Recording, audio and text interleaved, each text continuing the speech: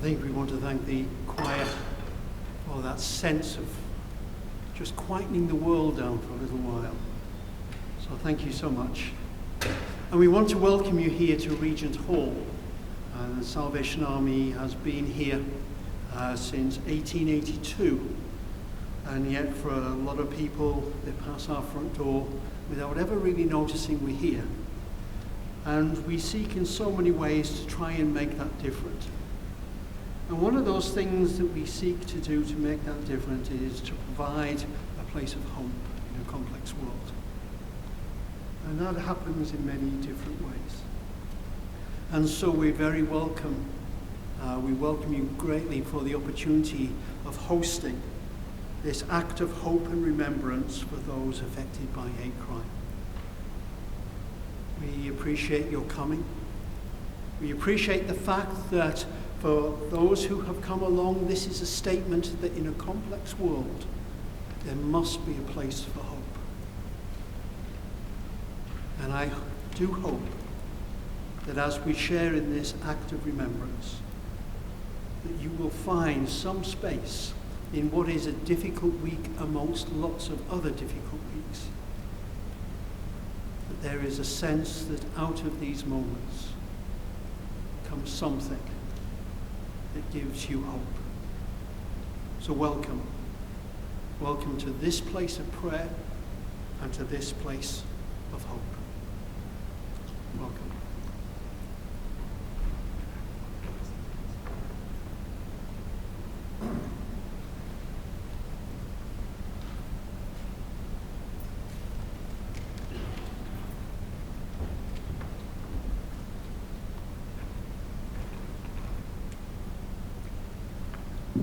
It gives me a double honour when I was asked to not just only do the reading, but also to select what is to be read. And I thought long and hard about this, and I extracted this piece from the introduction to Luke's Gospel from the paraphrased Message Bible. And it reads like this: most of us, most of the time, feel left out, misfits, we don't belong. Others seem to be so confident, so sure of themselves, insiders who know the ropes, old hands in a club from which we are excluded. One of the ways we have of responding to this is to form our own club, or join one that will have us. Here at least, one place where we are in and the others are out.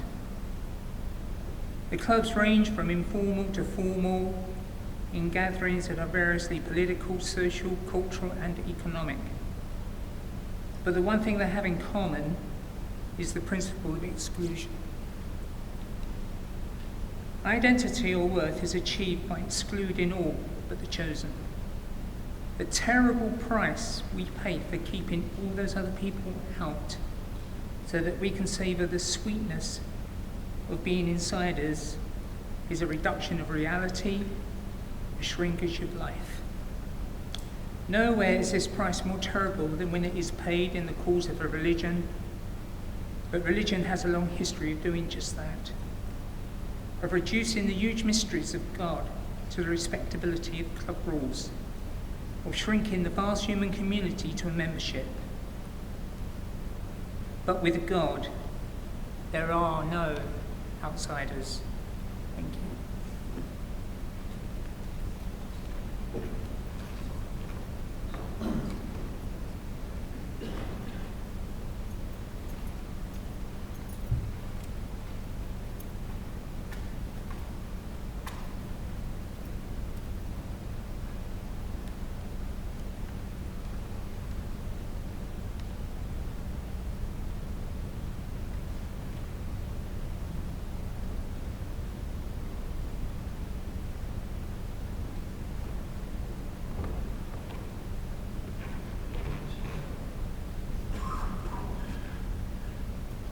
Hello, and welcome to our 12th annual Act of Hope and Remembrance for those affected by hate crime. My name is Mark Healy, and my preferred pronouns are he and him. I'm the founder of 172430 National Hate Crime Awareness Week, the anti-hate crime charity that was originally set up in 2009 as a Facebook group to mark the 10th anniversaries of the London nail bomb attacks on Brixton, Brick Lane and Soho. Hence 172430, the first part of our charity's name, which is the dates of those 3 terrible attacks. Later the same year, after the death of Ian Bainham, we organised the first London Vigil against hate crime, which was the first of 4 vigils that we held in Trafalgar Square between 2009 to 2012. Ian's death inspired solidarity vigils across the UK and abroad.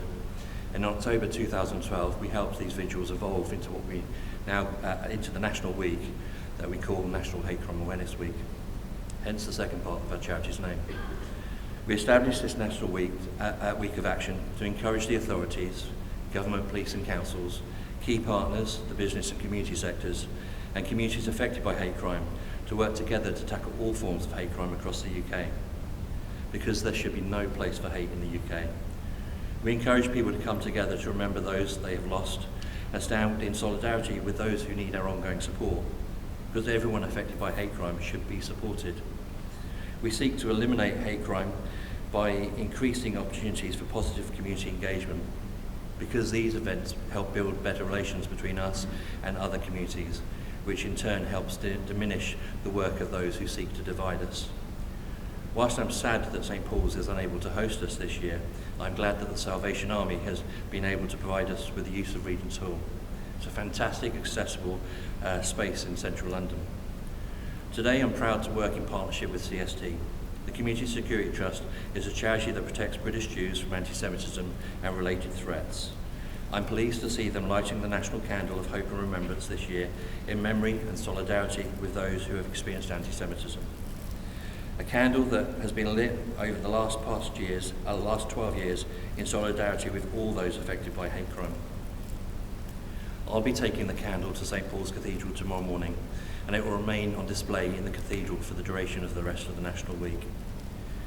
Each year we appeal for statements of support from across the social and political spectrum, because tackling hate crime is everybody's responsibility, especially those that seek leadership roles amongst us. I'm disappointed to report that Prime Minister Rishi Sunak is the first Prime Minister to decline an invitation to add his support this year. I'm also disappointed to report that we're still waiting to hear back from the Leader of the Opposition, Keir Starmer. 2 political parties, Labour and Conservatives, who have both lost members through acts of hatred. MP Joe Cox, who was murdered in 2016, MP Sir David Amos, who was murdered during National Hate Crime Awareness Week 2 years ago. The response and lack of response of these leaders is appalling. Last week, the government released the latest recorded hate crime statistics for England and Wales, year ending March 2023. 145,214 hate crimes, a decline of 5%. Race hate crime, 101,906, down 6%. Faith hate crime, 9,387, up 9%. Homophobic hate crime, 24,102, down 6%. Disability hate crime, 13,777, down 1%. And transphobic hate crime, 4,732, up 11%. These figures are shocking because those of us that work in the anti-hate crime sector know that there are so many more cases that go unreported. Most people I know don't think that hate crime is falling. They think that confidence in the government to tackle hate crime is falling, which is why we call upon the government to end its war on woke and cancel its plans for a culture war leading up to the general election. We need a government to unite us, not divide us. We need a government to be outspoken about its commitment to tackling all forms of hate crime across the UK. We need a government to update the country's hate crime legislation so that there is parity before the law for all people affected by hate crime. We need a government to update the National Hate Crime Action Plan and ensure that all the police and crime commissioners prioritise tackling hate crime in their police and crime plans across the country. In the meantime, we, the people of this country, must continue to work together, because we can make a difference, especially in the lead up to the next election, where every voice, every vote amongst us will count. We need to spread our message of hope and do everything within our means to eliminate and reduce the impact of hate crime on our communities. H, for hate crime awareness, making sure everyone knows what hate crime is and how to deal with it. O, for operational responses, a police term, but we need to work with all of the authorities to improve the way that they respond to hate crime and make sure that measures are in place for our own communities to respond as well. P, for prevention. We must learn from what's happened before and put measures in place to prevent these attacks from happening again. And E, for engaging everyone.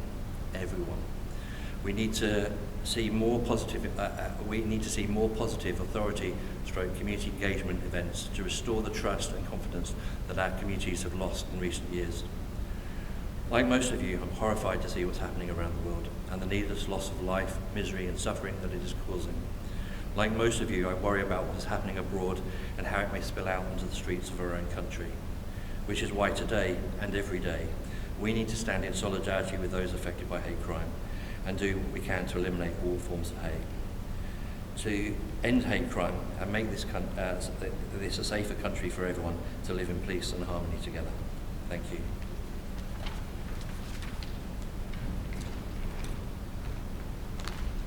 Thanks, Mark. Good evening, everyone. I'm Kenny Bowie. I'm the Director of Strategy at the Mayor's Office for Policing and Crime, and thank you for giving me the opportunity to bring a message of support to you from the Mayor of London.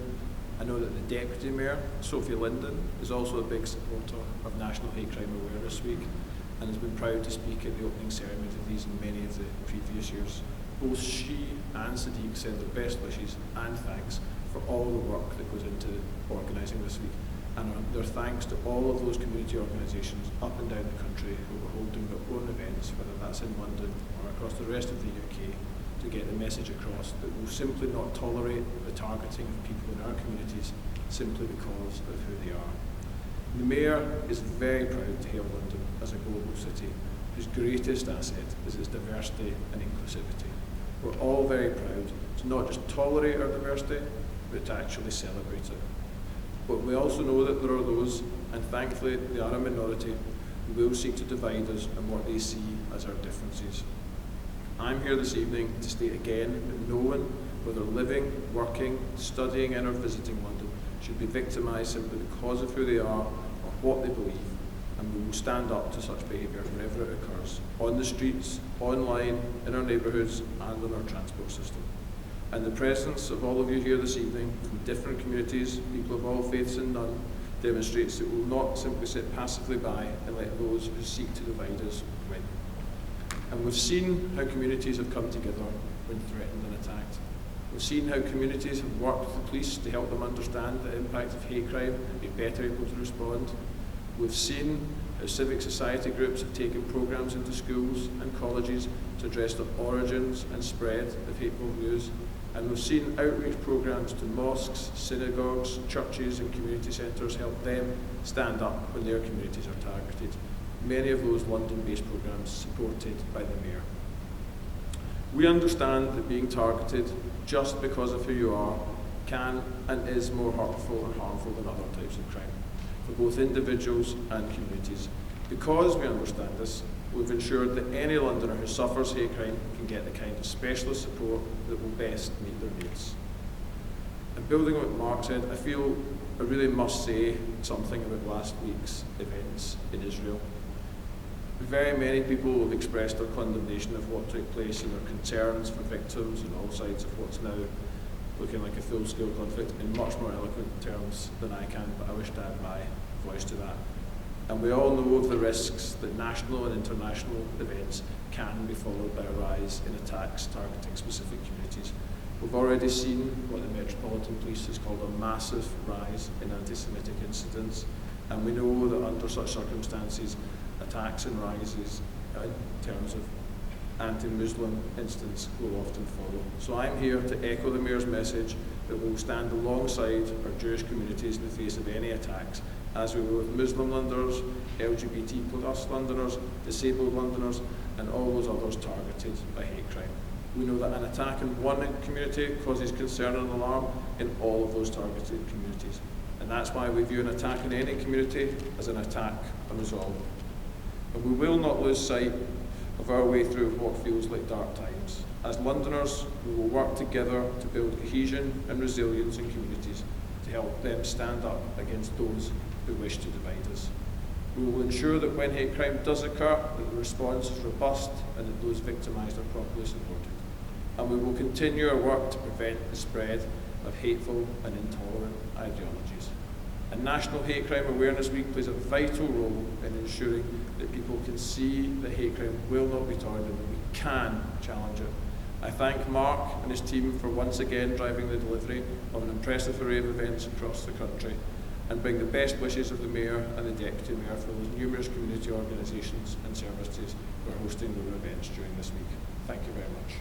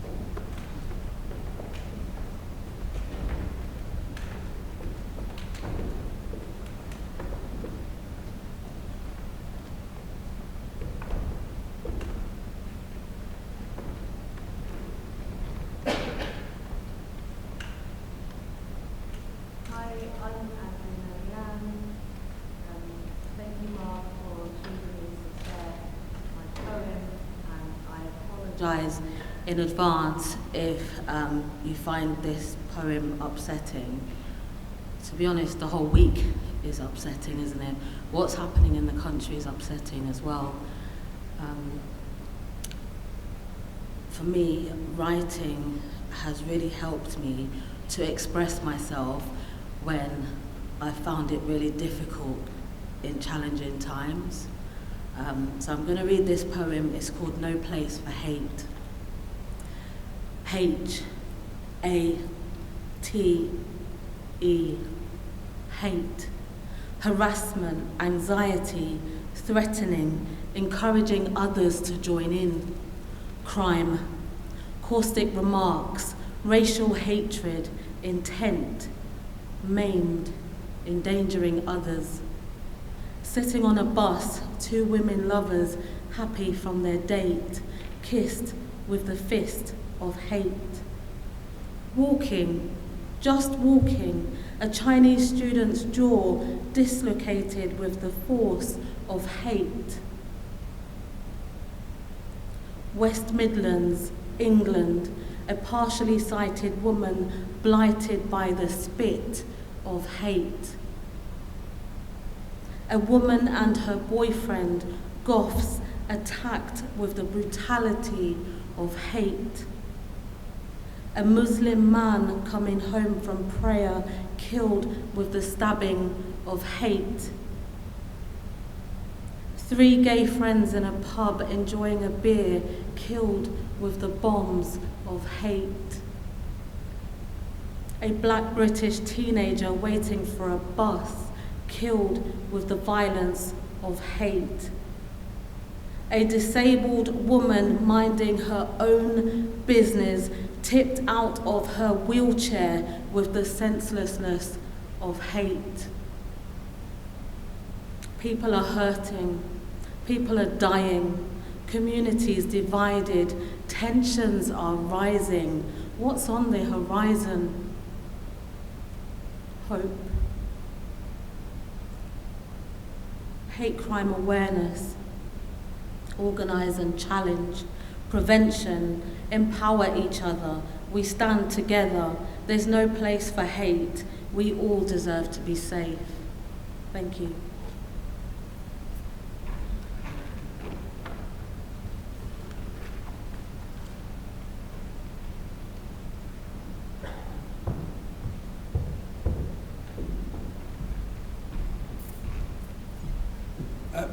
My name's Mike Ainsworth, and I have the real privilege of chairing a group that comes together to advise policing on hatred. We're made up of those organisations and those individuals that have been touched by hatred. We've all witnessed unimaginable acts of hatred in recent days. We despair of the impact that it has on our families and our communities, and the causes are complex and corrosive. But actually we know the solutions, and we're not hopeless. Last week on Tuesday, I spent 4 hours in the virtual company of senior police officers and various groups from around the country that are working in the area of hatred. I listened as Dave from the CST, the leading Jewish organisation, and Iman from Tel Mama, the leading Muslim organisation tackling hate crime. I heard them speak with one voice about ways forward, about how to defeat extremism with compassion and with courage, to reject the voices, even within their own communities, that seek to dehumanise and divide. Condemnation of hate crime across all forms of hatred is the only effective way forward. And that includes those areas of hate crime not covered by legislation. From the murders of Sarah Everard and Sophie Lancaster, to attacks on the homeless, the message has to be the same. We cannot stay silent about attacks on refugees, the trans community and travellers, whilst condemning anti-Semitism and homophobia. Prioritising some communities over others means that all communities in the end suffer. We must come together as Dave and Iman did and speak with one voice. Professor Eli Wiesel won the Nobel Peace Prize, but he was also a Holocaust survivor. What hurts the victim most is not the cruelty of the oppressor, but the silence of the bystander. Through all of my work, that has got such an echo.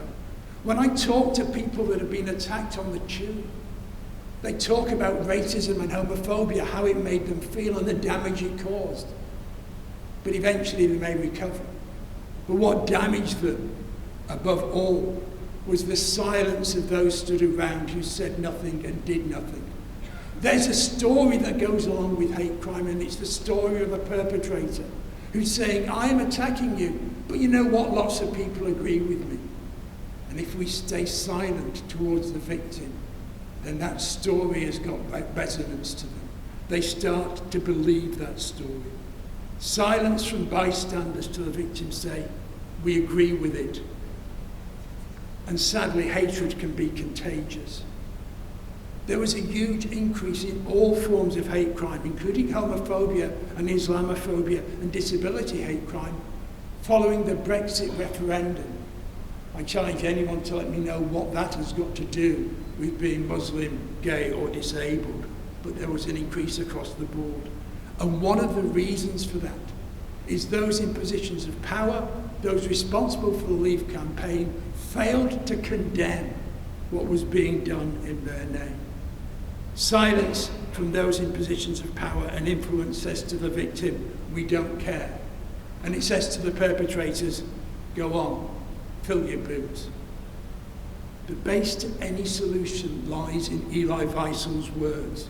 We must all become upstanders, especially those in positions of power.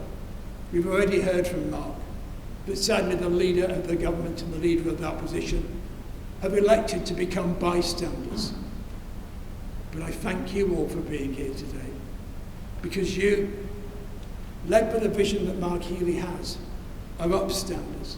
And that means that people will not become victims of hate crime. And from those victims, thank you.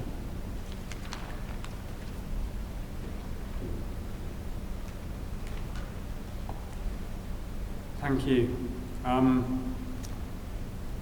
This has been the worst week in decades for British Jews. I've worked at the Community Security Trust for almost 30 years, working to protect the Jewish community from hate and to support those who are targeted by it. And I cannot ever remember a week like this one. When Mark invited me to speak tonight, we didn't know this would be the situation, but it feels grimly appropriate that we're here today. I'm going to take this opportunity to share just a little of this with all of you. Right now, here in London, anti-Jewish hate crime reported to the police is running at around 7 times normal levels. Ordinary Jewish people are being threatened, abused, harassed in the street just because they're Jewish. I learned today that my parents' old synagogue has been desecrated with graffiti. This is personal to all of us. Parents are frightened to send their children to school. There are extra security guards and extra policing rolled out across the Jewish community. And why is all this happening? Because 2,000 miles away, 1,200 people, almost all Jewish, but not all, were murdered in a single day by a terrorist organization dedicated to their destruction. And there are some people here, astonishingly, a small number but still, who are so excited by this that they want to join in the hate in their own way. Now, it's not the first time this has happened. Sadly, we all know it's not the first time there's been conflict in Israel and Palestine. But I want to explain why this feels different for British Jews. Last weekend was the greatest loss of life for the Jewish people anywhere in the world since the Holocaust. This was not just another round in a seemingly endless and tragic conflict or an act of warfare. The word terrorism barely does it justice.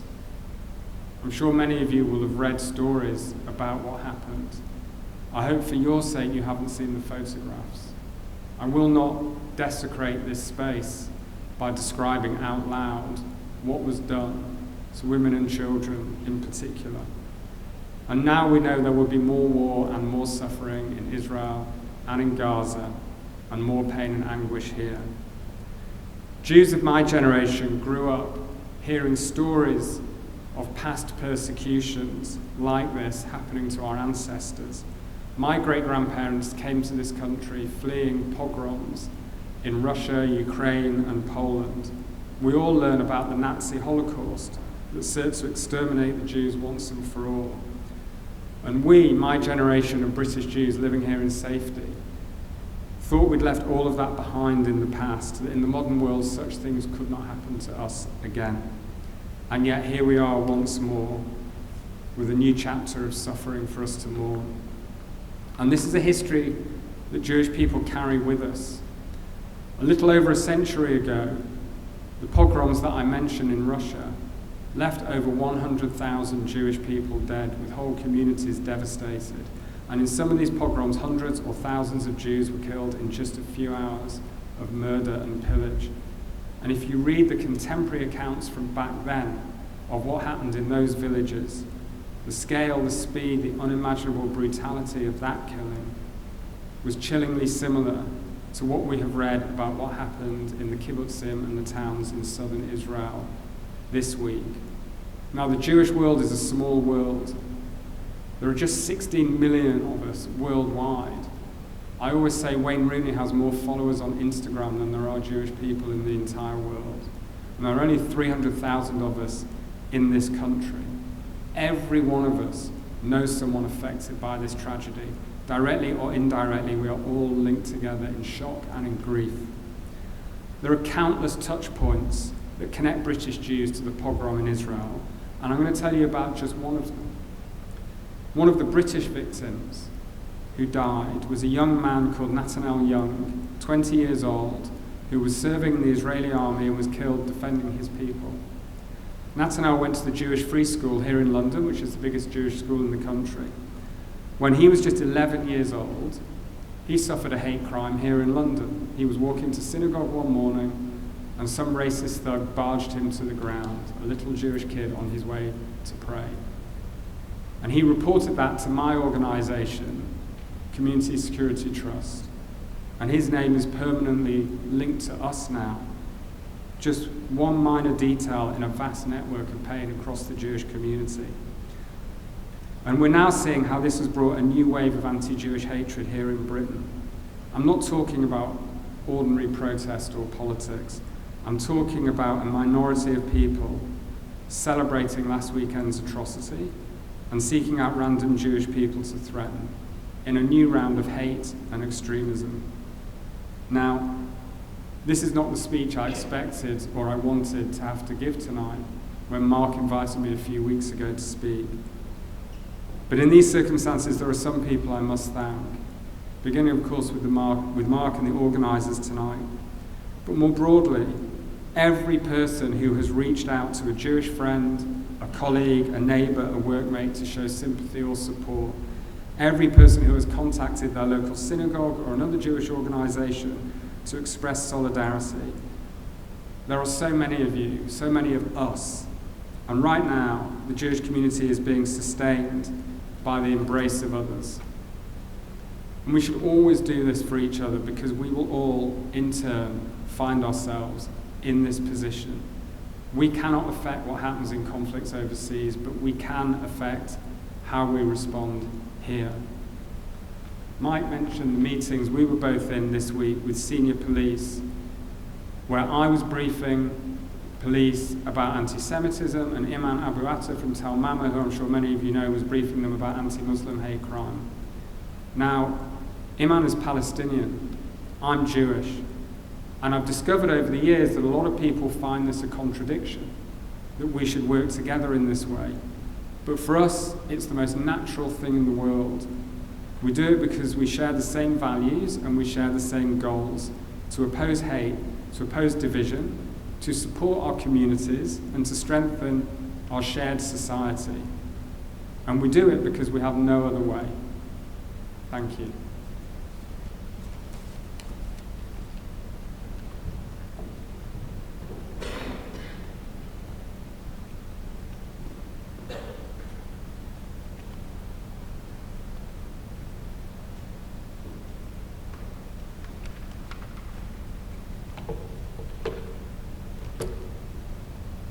Good afternoon, everyone. I'm Andrew Dotchin, and I'm the vicar of Felixstowe.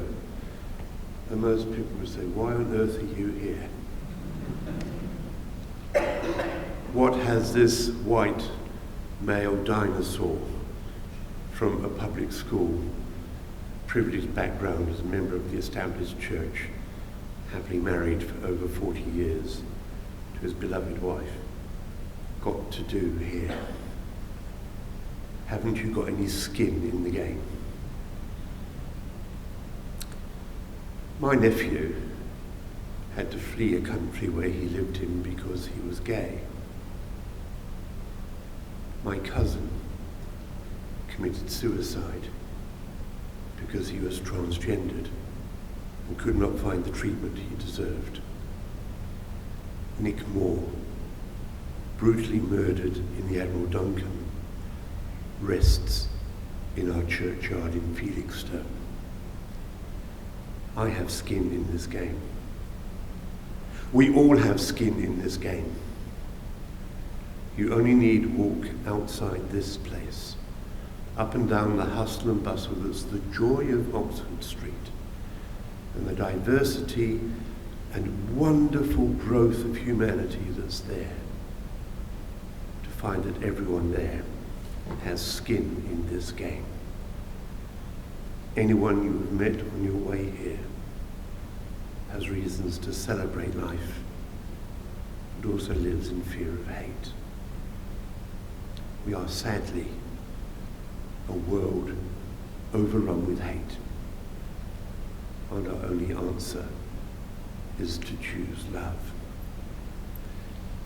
And so I offer a prayer.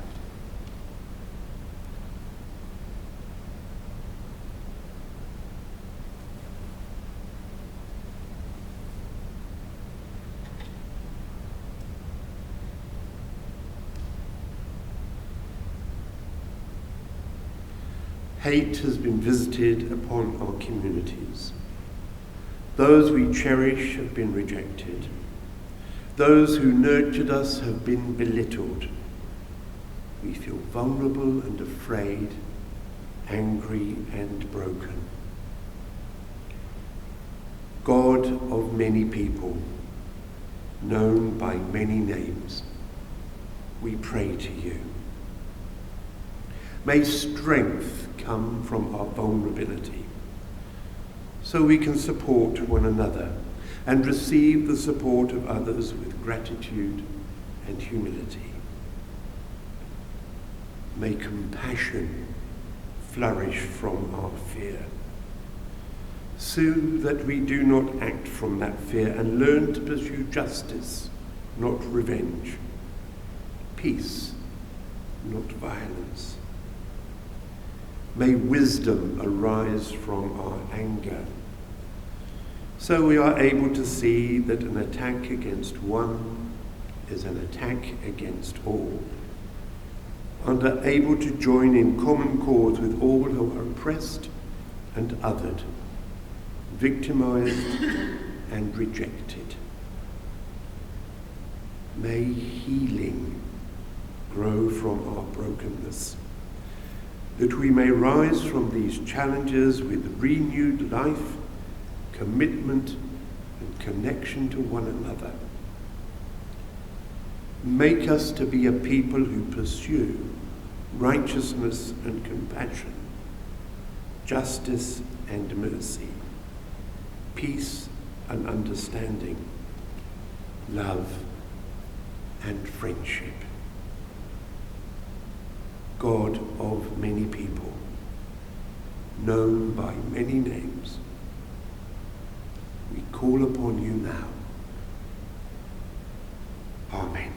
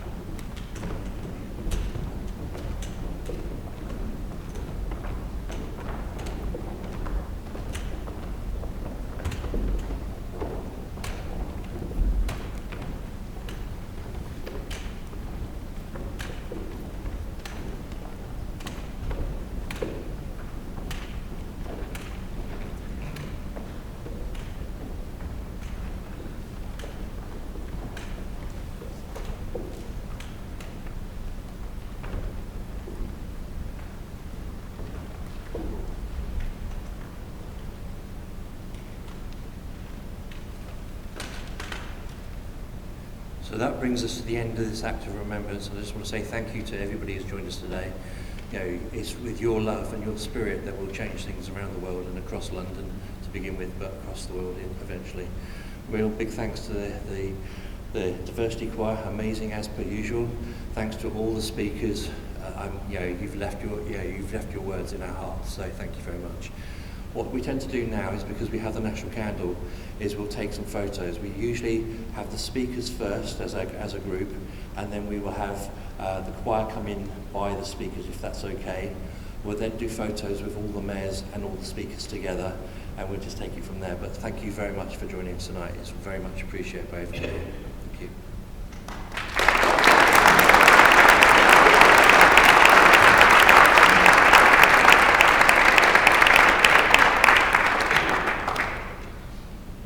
Okay, so if the speakers would like to come up, and we'll just take just around the candle.